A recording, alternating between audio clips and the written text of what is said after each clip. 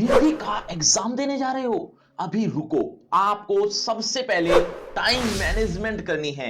कैसी time management कि आपका पेपर पूरा हो जाए, क्योंकि हिंदी का एग्जाम को पूरा करना एक तरह का अपने आप में एक बहुत बड़ी चुनौती होती है। तो इस हिंदी को एग्जाम को पूरा करने के लिए आपको पहले टाइम मैनेजमेंट करनी पड़ेगी कि कौन सा क्वेश्चन कितने मिनट का होगा और कितना हमें लिखना है। अगर आपने ये टाइम टेबल नहीं बनाया तो डोंट वरी बच्चों, आपके लिए आज मैं ये टाइम टेबल लेकर आया हूं। आपको कुछ करने की जरूरत नहीं है, बस इस वीडियो को देख लेना अंत तक, आपको समझ में आ जाएगा कि हमारा पेपर पूरा कैसे होगा। आइए शुरू करते हैं। नमस्ते, मेरा नाम आशीष है। देखो बच्चों, ये जो पेपर है, ये जो आप सामने देख रहे हो, ये एक तरह का सैंपल पेपर है। इस सैंपल पेपर को, ये सैंपल पेपर जो है वो कक्षा 12वीं से रिलेटेड है और सब्जेक्ट हिंदी ऐच्छिक है। मतलब ऐच्छिक वाले यानी हिंदी इलेक्टिव वाले ही इस वीडियो को देखें। अगर आप हिंदी कोर रखते हैं, मतलब हिंदी कोर आपके पास है, तो उसके लिए अलग वीडियो है जो दूसरे चैनल पर मिल जाएगी, आपको इस चैनल पर नहीं मिलेगी। चलिए शुरू करते हैं। 12वीं कक्षा का पेपर है और 80 मार्क्स का होने वाला है। इसमें आपको 3 घंटे ही मिलेंगे, सिर्फ 3 घंटे। और ये सिर्फ ही है क्योंकि हिंदी का एग्जाम को पूरा करना ही अपने आप में एक बहुत बड़ा काम हो जाता है। चलिए, पहला प्रश्न जब हम करेंगे जो कि अपठित बोध का होगा, पहला ही नहीं 2 प्रश्न ऐसे होंगे अपठित बोध के, अपठित गद्यांश कह सकते हो। अपठित गद्यांश आएगा जो 10 नंबर का होने वाला है, जिसमें आपको 3 तो एमसीक्यू देखने को मिलेंगे, 1 नंबर का एक क्वेश्चन देखने को मिलेगा और 2-2 नंबर के 3 क्वेश्चन देखने को मिलेंगे। तो यह आपको लिखना कैसे है? देखो, 3 एमसीक्यू तो 3 नंबर का ही होगा और 3 वर्ड लिखने होंगे, जो भी मतलब एमसीक्यू में ऑप्शन आए हुए हैं वो लिखने हैं। उसमें आपको कितनी लेंथ करनी है ये तो बताने की जरूरत है नहीं, लेकिन 1 नंबर का जो क्वेश्चन आने वाला है उसमें ध्यान रखना, 1 लाइन लिख दोगे काफी होगा। 1 नंबर का क्वेश्चन 1 लाइन लिख दोगे, मिल जाएंगे आपको नंबर। लेकिन जब आपको 2-2 नंबर का लिखना पड़ेगा तो आपको एक क्वेश्चन में 2 से 4 लाइन लिखनी है। 2 से 4 लाइन लिखोगे तो जाकर आपके लिए पर्याप्त नंबर मिल पाएंगे। मतलब 2 नंबर का होगा, 2 नंबर मिल जाएंगे। लेकिन एक बात का ध्यान रखना, इससे ज्यादा मत कर लेना। इससे ज्यादा करोगे तो आपके मार्क्स कटेंगे ऐसे तो नहीं कटेंगे डायरेक्टली, लेकिन आपका एग्जाम लास्ट में छूट सकता है। इसीलिए क्या करो, ना तो कम लिखो ना बहुत ज्यादा लिखो। कम लिखोगे तो भी मार्क्स कट रहे हैं, ठीक है? तो इतना लिख देना, इतनी लेंथ आपके लिए काफी होगी, पर्याप्त होगी इतने नंबर के लिए, यानी 2 नंबर के लिए। अब बात करते हैं कि ये पूरा जो अपठित गद्यांश आया है, इसको करने में टाइम कितना देना है? 15 मिनट। 15 मिनट से ज्यादा मत दे देना। अब आप सोच रहे हो कि इतना बड़ा पैराग्राफ पढ़ने में ही 15 मिनट लग जाते हैं, नहीं तो ऑप्शन ढूंढना, क्वेश्चन को पढ़ना, ये सारा अलग टाइम रह जाता है। तो हां, स्थिति यही होगी, लेकिन ये 15 मिनट आपके लिए काफी होंगे। कैसे? ध्यान से सुनो। आपको रीडिंग टाइम मिलता है 15 मिनट। उस 15 मिनट को यूटिलाइज करो। किसमें? इसको पढ़ने में। तो क्या हम 15 के 15 मिनट इसी को पढ़ते रहे? नहीं, 5 मिनट में आप पूरा पेपर देख लोगे, मुझे पता है। पूरा पेपर में आपको समझ में आ जाएगा कौन से इजी क्वेश्चन है, कौन से हार्ड है, पूरा पेपर किस तरह का है। 5 मिनट काफी होंगे आपको। 10 मिनट आप क्या करते हो? बस बैठकर गुजारते हो, इधर उधर देखने में गुजारते हो कि कब हमें लिखने का टाइम मिले तो हम लिखना शुरू करें। इस तरह का टाइम वेस्ट करने की जरूरत है नहीं। इस 10 मिनट को आप इस पैराग्राफ को पढ़ने में गुजारो। इससे होगा क्या? इससे एक तो पैराग्राफ पढ़ लिया, इवन क्वेश्चन आंसर भी पढ़ चुके होगे उस टाइम तक। तो आपको जब लिखने का टाइम मिलेगा, यानी ठीक टाइम शुरू हो जाएगा लिखने का, तब आप उस 15 मिनट में आंसर लिखने में टाइम को यूटिलाइज करो। इससे आपका 15 मिनट में ये पूरा क्वेश्चन कंप्लीट हो जाएगा। तो इस तरह से यूटिलाइज करते हैं बच्चों। चलिए आगे बढ़ते हैं अगले प्रश्न की तरफ। अगला प्रश्न भी इसी तरह का है, यानी दूसरा प्रश्न, लेकिन इस बार पठित काव्यांश आया है और इस पठित काव्यांश को पूरा करने में 25 मिनट देने आपको। और क्वेश्चन किस तरह के होंगे? क्वेश्चन यही होंगे, 3 एमसीक्यू हो गए, 1 नंबर का एक क्वेश्चन हो गया, 2-2 नंबर के 2 ही क्वेश्चन होंगे, इस बार 3 नहीं होंगे, ठीक है? तो 2 से 4 लाइन आपको लिखनी है। लेंथ तो इतनी ही रहेगी, लेकिन इसको करने में 25 मिनट लग जाएंगे, ये ध्यान रख लेना। और ये जो मैं 2 से 4 लाइन करने के लिए बता रहा हूं, एक बात का ध्यान रखना, आप किस तरह की 2 से 4 लाइन बता रहा हूं वो भी ध्यान से सुनो। शीट कुछ इस तरह की आती है, यानी लैंडस्केप टाइप में, है ना?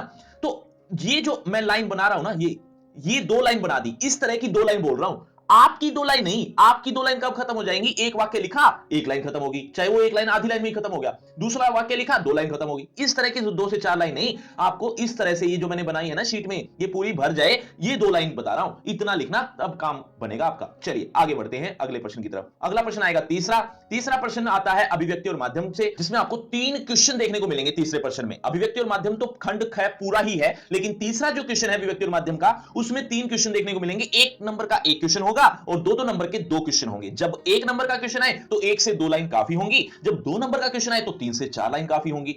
अब बात करते हैं कि इस 3 क्वेश्चन को करने में टाइम कितना लगेगा? आपको 10 मिनट लग सकते हैं, ठीक है? इतना पर्याप्त समय होगा, इतना ही देना। इससे ज्यादा दे रहे हो तो इसका मतलब कुछ गड़बड़ हो रही है।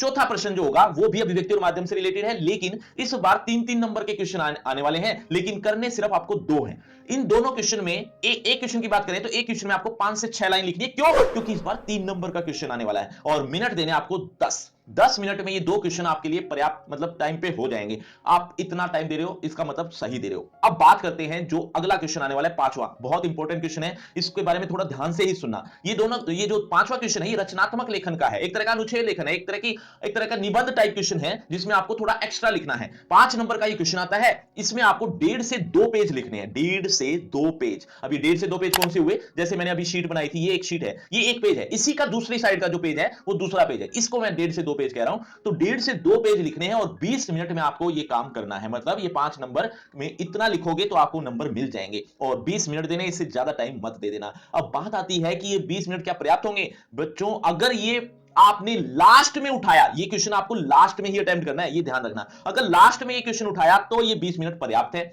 लेकिन अगर आपने ये बीच में उठा लिया या 5वें क्वेश्चन में 5वें सीरियल नंबर पे उठा लिया, तब आपका जो टाइम होगा, तब जो आप टाइम लोगे इस क्वेश्चन में, वो बहुत ज्यादा लोगे। मतलब जहां 20 मिनट देने थे वहां 30, 40, 45 मिनट तक भी हो सकते हैं। तो इसका ध्यान रखना, ये आपको लास्ट में अटेम्प्ट करना है। ये लास्ट में अटेम्प्ट करोगे तो बात बनेगी, अदरवाइज आपका बहुत ज्यादा टाइम ले लेगा ये वाला क्वेश्चन। चलिए आगे बढ़ते हैं अगले प्रश्न की तरफ, यानी छठे क्वेश्चन की तरफ। छठा क्वेश्चन भी अभिव्यक्ति और माध्यम से रिलेटेड है। इस बार भी आपको 3-3 नंबर के 2 क्वेश्चन करने हैं और लिखना उतना ही है, 5 से 6 लाइन, 10 मिनट देने 2 क्वेश्चन में। काफी होंगे, पर्याप्त होंगे, 5 मिनट एक क्वेश्चन में लगेंगे, इतना इनफ होगा आपके लिए टाइम। चलिए ये क्वेश्चन भी होने के बाद अब बात करते हैं 7वें क्वेश्चन। अभिव्यक्ति और माध्यम यहां पर खत्म हो जाती है। 7वां क्वेश्चन आता है अंतरा और अंतराल से रिलेटेड, यानी 7वां प्रश्न में आपको पठित काव्यांश देखने को मिलेगा। ऐसा काव्यांश है जिसमें आपको कुछ एमसीक्यू टाइप क्वेश्चन देखने को मिलेंगे, और ये पढ़ा हुआ पैराग्राफ है, इसीलिए आपको ज्यादा टाइम नहीं लगने वाला। पहले लाइन पढ़ते ही आपको समझ में आ जाएगा कि ये कौन से कविता से रिलेटेड है। अगर समझ में आ गया तो कमेंट करना मत भूलना, ये कौन सी कविता है, जल्दी से कमेंट कर दो। देखते हैं कितने बच्चे अच्छे से रिवीजन कर चुके हैं। चलिए, तो 5 एमसीक्यू में 5 मिनट लगेंगे, आपको बहुत ज्यादा टाइम लगने वाला नहीं है। ज्यादा टाइम दे रहे हो इसका मतलब ज्यादा सोच रहे हो, आपको आते नहीं है, ये टाइम जब ज्यादा लग सकता है। अब बात करते हैं कि सीक्वेंस, ये बार बार मुझसे पूछी जाती है कमेंट में कि क्या हम सीक्वेंस वाइज करें, यानी पहला क्वेश्चन पहले नंबर पे, दूसरा क्वेश्चन दूसरे नंबर पे, तीसरा चौथा, इस तरह से सीक्वेंस वाइज करें।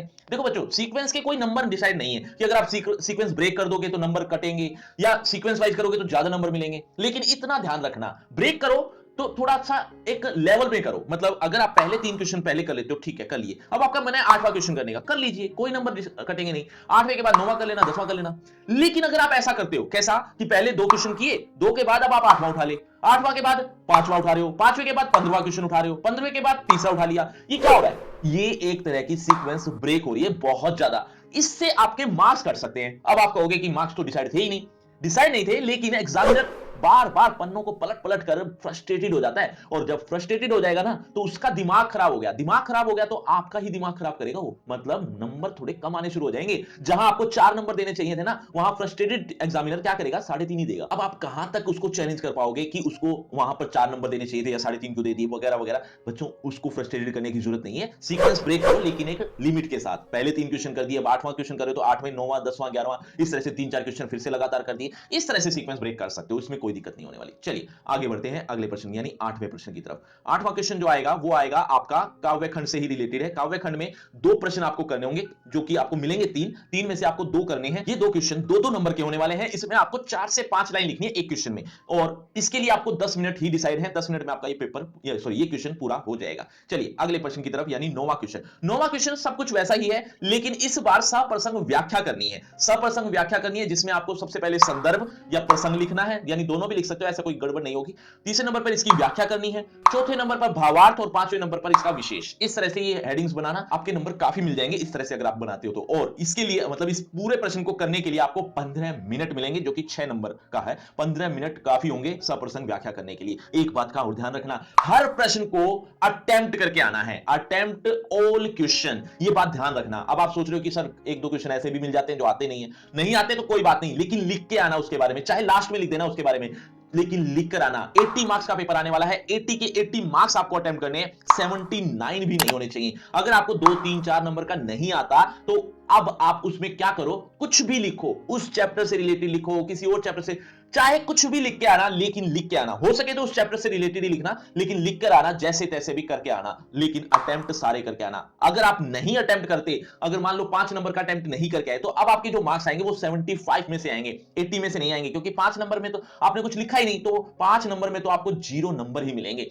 अब आप अगर लिख देते हो, दूसरी सिचुएशन ये है कि अगर आप लिख देते हो, चाहे गलत सलत जैसा भी लिख देते हो, तो उस कंडीशन में क्या होगा, आपको 5 में से 1 नंबर, 2 नंबर, 3 नंबर कुछ तो मिलेगा। ये मैं आपको गारंटी के साथ कह रहा हूं कि कुछ नंबर आपको मिलेंगे, तो अटेम्प्ट सारा ही करके आना, ये ध्यान रखना। चलिए अगले प्रश्न की तरफ। अगला प्रश्न है 10वां प्रश्न जो मिलेगा आपको, वो मिलेगा कुछ गद्यांश से रिलेटेड, मतलब पठित गद्यांश मिलेगा। पठित गद्यांश जो कि पहले से पढ़ा हुआ है, तो आपको बहुत ज्यादा टाइम लगने वाला नहीं है इस पैराग्राफ को पढ़ने में। तो आपको जो इसके नीचे क्वेश्चन मिलेंगे वो 5 मिलेंगे, और वो पांचों क्वेश्चंस एमसीक्यू टाइप के होंगे। तो एमसीक्यू टाइप क्वेश्चन जल्दी हो जाते हैं, जल्दी हो जाते का मतलब आपने पढ़ा हुआ है तो आपको आसानी से समझ में आ जाएंगे। तो 5 मिनट इसके लिए काफी है, पर्याप्त है।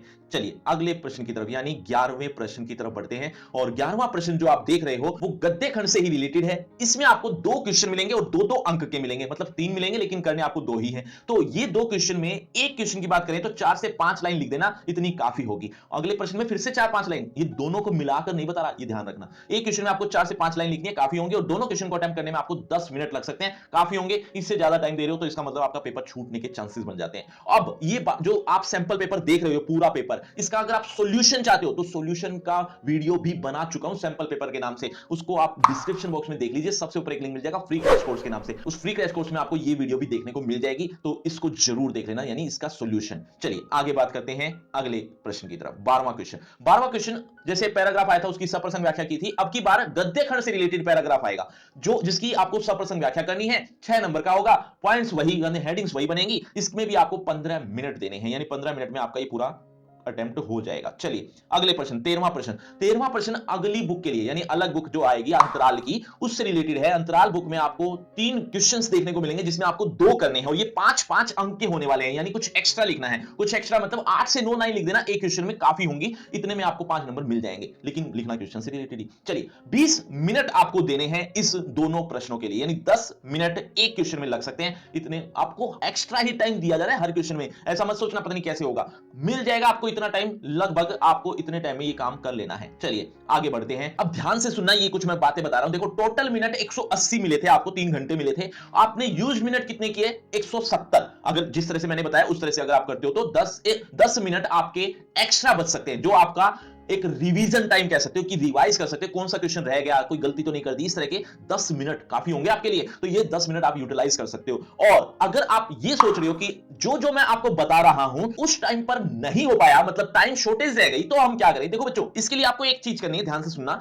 जैसे जैसे मैंने आपको बताया वो टाइम एक्स्ट्रा लग रहा है, तो पहले तो ये ध्यान रखना कि हर आधे घंटे बाद या 1 घंटे बाद आपको टाइम देखना है। आधे घंटे बाद देखो तो ज्यादा बेहतर है। आधे घंटे बाद जब आप टाइम देखोगे और आपको पता चलेगा कि हाँ इतने क्वेश्चन हो जाने चाहिए थे, मेरे इतने नहीं हुए, तब आपको एक्शन लेने में अभी आपके पास 2.5 घंटे हैं। अगर 1 घंटे बाद टाइम देखा तो भी आपके पास 2 घंटे हैं। एक्शन क्या लेना है। अब बाकी के जो पेपर में मैंने बताया कि 5 से 6 लाइन लिख देना, मतलब 5 से 6 लाइन, 4 से 5 लाइन, इस तरह से बताई है। अब हर क्वेश्चन में आप आधी आधी लाइन कम करना शुरू कर दो, आधी लाइन, 1 लाइन कम करना शुरू कर दोगे तो आपका टाइम कवर अप हो जाएगा, है ना। एक्शन लेने का यही टाइम है। लेकिन अगर आप देखोगे 2.5 घंटे बाद, जो अक्सर बच्चे करते हैं, 2.5 घंटे बाद टाइम देखते हैं, वो देखते हैं कि आधा घंटा ही बचा है, हमारा क्वेश्चन तो इतने सारे रह गए, कैसे पूरा होगा।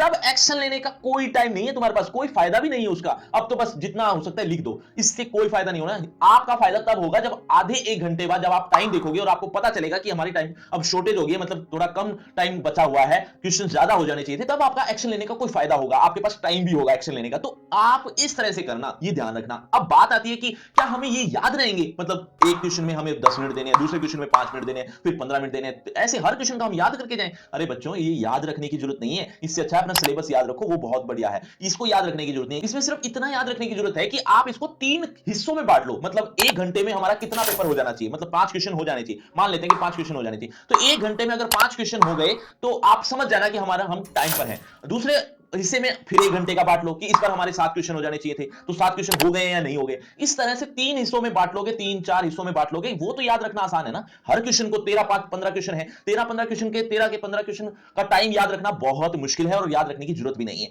आप 3 हिस्से कर लो, काफी रहेंगे, 3-4 हिस्सों में याद रख लो, काफी रहेंगे। और ये जो मैं लिखी हुई पीडीएफ है, मतलब जिसमें मैंने टाइम लिखा हुआ है, लेंथ लिखी हुई है, कितने कितने क्वेश्चन, कितने कितने लेंथ लिखनी है, कितनी लाइनें लिखनी है, कितने मिनट लिखने हैं, ये जो आप पीडीएफ देख रहे हो, इस पीडीएफ को चाहते हो तो टेलीग्राम पर आ जाओ, वहां पर मैं ये ऑलरेडी सेंड कर चुका हूं, उसमें आपको पीडीएफ देखने को मिल जाएगी, आप देख सकते हैं। और अब सबसे इंपॉर्टेंट बात ध्यान से सुनो, आपको आपकी क्लास से रिलेटेड एक ही पेज पर ए टू जेड सिलेबस चाहते हो तो आपको एक फ्री क्रैश कोर्स देखना होगा, जो जिसका लिंक आपको डिस्क्रिप्शन बॉक्स में सबसे ऊपर दे दिया है। उस लिंक को क्लिक करना, आपको कहीं भी भटकने की जरूरत नहीं पड़ेगी। और अगर आपको उनसे पर्सनल बातचीत करनी है तो सभी social media link description box में आ जाइए, बातचीत करते हैं। शुक्रिया, धन्यवाद।